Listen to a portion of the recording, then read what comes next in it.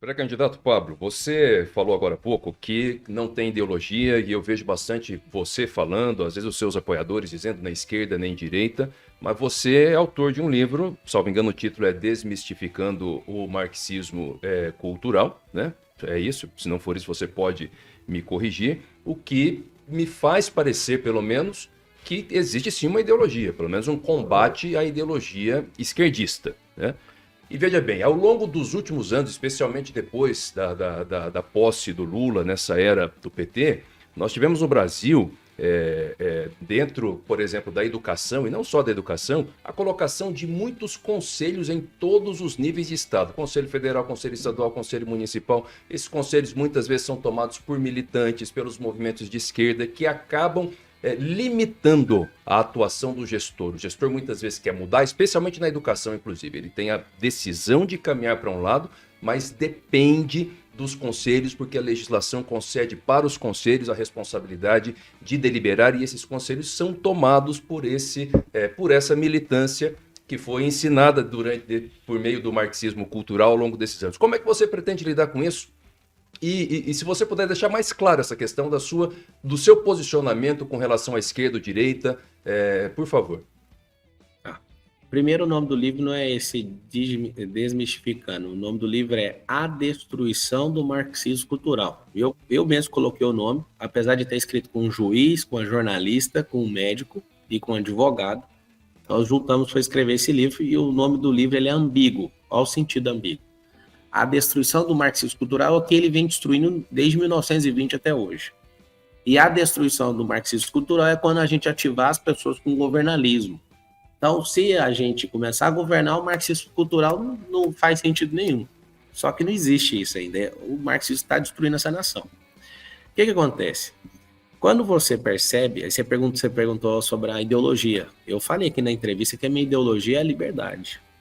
Então, eu não quero saber de puxar sardinha para lado nenhum, eu quero a liberdade. Quando você tem liberdade, não tem lei superior a isso. Liberdade é tudo, tá?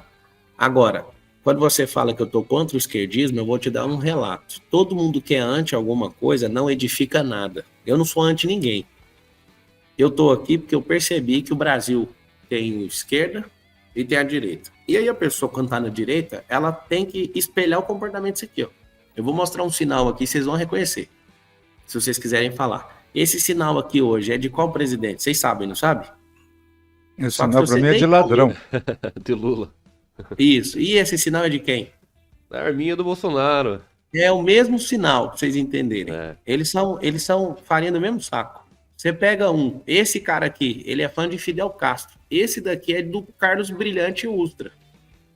Então eles são populistas, os dois. Os dois gostam de ditador. Os dois são populistas, os dois votam pela miserabilidade do voto. Você vai pegar, é o mesmo sinal. Se vocês não caírem na real, eu estou aqui deixando as minhas empresas para mostrar isso aqui para vocês. Qual é o seu sinal, muito Pablo? bem. Como é que é? Qual é o seu sinal? Você já tem um, não? Meu sinal é para frente.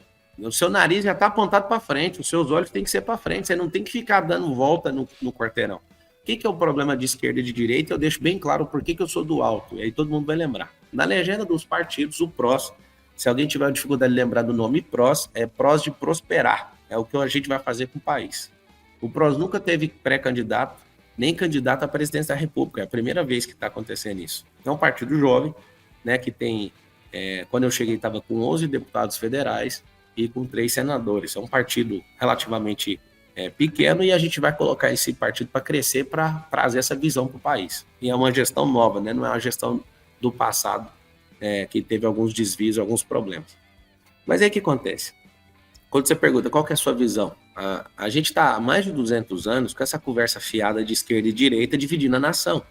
O jeito poderoso do marxismo é chegar na nação e criar essa divisão. E a pessoa que tem raiva da esquerda, ela vira direita. Só que aí, do lado direito, ela não quer saber dos princípios e valores, ela só não gosta do outro. Pergunta para o presidente Bolsonaro qual foi a obra que ele fez, que ele criou e ele conseguiu fazer nos 4 anos de governo dele. Não tem nenhuma obra.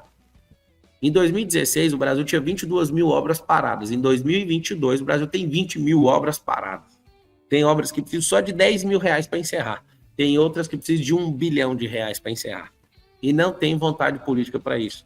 Não criou nada, sabe por quê? Porque o governo de direita, ele é anti-esquerda, então ele fica fazendo de tudo para não ver a esquerda. Só que enquanto você está querendo fazer de tudo para não ver alguém, você não edifica coisas, não tem sido edificado. Esse é um grande problema. Eu estou terminando as obras do PT. E que é isso? O PT ficou 13 anos.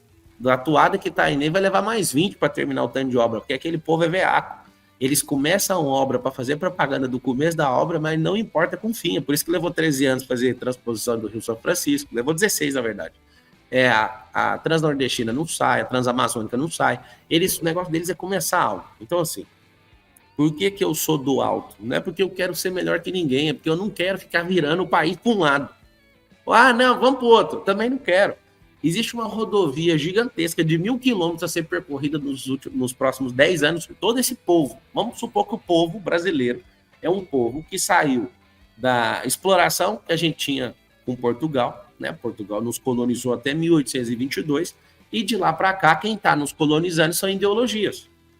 E aí a gente está falando, vamos todo mundo, se a gente sair todos os 214 milhões de pessoas e criar um êxodo para o Brasil, de mudar a mentalidade de escravo, nós vamos, em 10 anos, conseguir chegar no final dessa rodovia. Só que aí chega um líder de esquerda. Eu tenho um mapa aqui para chegar em algum lugar. Qual que é o mapa? Fica rodeando um quarteirão à esquerda. É isso que o Lula fez e é isso que ele quer fazer. E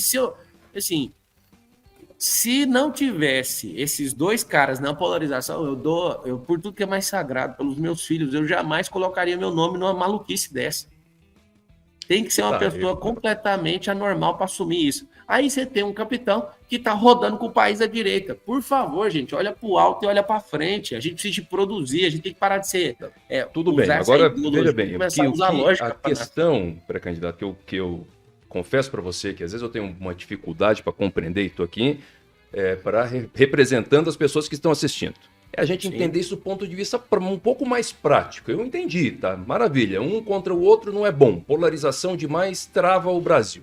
Ok, né? Agora nós temos um Congresso Nacional. Como é que faz? O Congresso Nacional tem que aprovar muita coisa. Trava a obra. Nós temos uma lei de licitação difícil. Nós temos uma burocracia pesadíssima.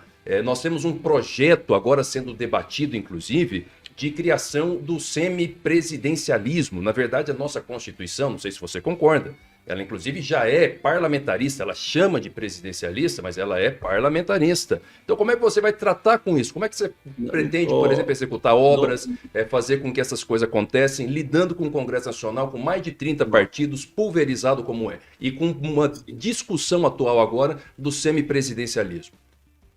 Não tem essa discussão, né? Quem está promovendo ela é o Sarney e o Michel Temer, inclusive eu tive pessoalmente com eles. E eles me deram conselho, o Arthur Lira tem colocado esse debate publicamente há algum tempo, sim, de que colocação mas é por causa de uma emenda constitucional para a criação do semipresidencialismo. Isso pode vir, por exemplo, no seu governo, eventualmente. E é o que eu estou te falando, essa ideia dos dois pela decepção com o governo atual, principalmente, né? Porque estão enterrando o presidencialismo. É assim, você perguntou se eu concordo com a Constituição ser parlamentarista. Não precisa concordar, é a alma do Constituinte. Do Constituinte foi o que fez a Constituição. É parlamentarista e no plebiscito a gente definiu o presidencialismo. É o seguinte, como a gente tem alguém que não está cumprindo bem o papel do presidencialismo, o que eles querem? Eles querem tirar o poder que o presidente da República tem. E você acha que o Congresso está cumprindo bem o seu papel? Olha, tem 513 deputados representando o povo. A primeira coisa que a gente tem que fazer é o seguinte, na representação do povo, quem tem que responder, cada um é de acordo com seus representantes. Eu lembro que na votação da Dilma, ficaram muito grilados de ver aquele tanto de deputado falando asneira. Eu falei, por que vocês estão assim? Eles são representantes do povo. E aqui vai uma pergunta para você, ou quem der conta de responder. A política vai mudar é pelos políticos que estão lá ou pela mudança de mentalidade do povo? Você consegue responder essa? Eu consigo. Qual que é a resposta? Sobretudo pela mudança de mentalidade. Mas então é isso que eu defendo. Porque se ficar falando que vai colocar um presidente lá, que vai colocar gente que tem mentalidade certa, é mentira. Hoje nós votamos, é um sistema representativo, nós votamos em pessoas que nos representam. Por que nenhum governo fica falando que vai ajudar a fazer a escalada social de verdade? Por que nenhum governo fala sobre a mudança de mentalidade? Se a gente tirar essa mentalidade nossa de dependência, de vitimização, de escravos que nós temos como povo, nós vamos colocar pessoas diferentes lá. Por que nós parecemos condenados querendo colocar Lula e Bolsonaro? Esses dois caras já mostraram que eles são limitados, que eles não querem crescer como pessoas, que eles não importam com a mudança de mente das pessoas. E dependendo de eu virar presidente da República ou não, eu já faço isso, eu vou continuar fazendo isso. E aqui, meu coração, ele é tomado de um fogo muito forte para falar isso para vocês. Não adianta querer colocar pessoas para mudar algo. A gente tem que mudar a mente do nosso povo. E não muda só com política pública, muda com política privada, muda com as igrejas, muda com instituições, muda com as empresas. A gente tem que fazer um processo, um pacto nacional, uma harmonia entre os diferentes para a gente mudar a mentalidade do povo. Porque tem pessoas nessa eleição que vai vender o voto por R$50. E quando você tem um povo miserável que decide o voto pelo preço da gasolina ou pelo preço do gás, você vai continuar colocando pessoas que não fazem sentido para governar a nação que é a mais rica da Terra, mas continua travada. Esse é o grande problema.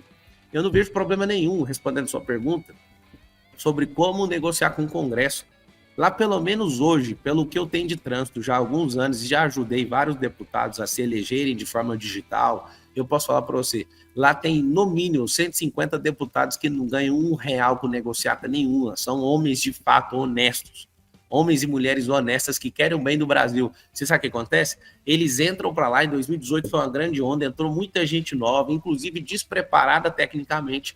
Técnica você ensina, caráter você não ensina em 4 anos para alguém. Então entrou gente muito boa lá, mas se não entrar mais gente nova na política, para continuar promovendo, a única coisa que vai resolver o país é mudar a mentalidade, acionar governalismo na cabeça das pessoas. Da pessoa ter um tesão para produzir, da pessoa acordar de manhã e falar assim, eu vou produzir pela minha família. Se você só focar na sua família e a sua família for bem atendida por você, sua família, sua casa, seus negócios começam a prosperar e começam a gerar renda para outras pessoas. É isso que eu acredito, eu quero um país rico de verdade. Nós temos um país rico, mas a gente finge que é pobre, não faz sentido, eu não quero isso do país, não faz sentido isso. Então, assim, não vejo dificuldade nenhuma em negociar com o Congresso, não dá para fazer o que o Bolsonaro fez, né, com esse orçamento secreto, colocar o que ele deveria decidir com a caneta dele, ele pôs para relator decidir. Nunca vi na minha vida deputado ter tanto recurso, deputado com 300, 400 milhões de reais em emenda, nunca vi isso na minha vida inteira.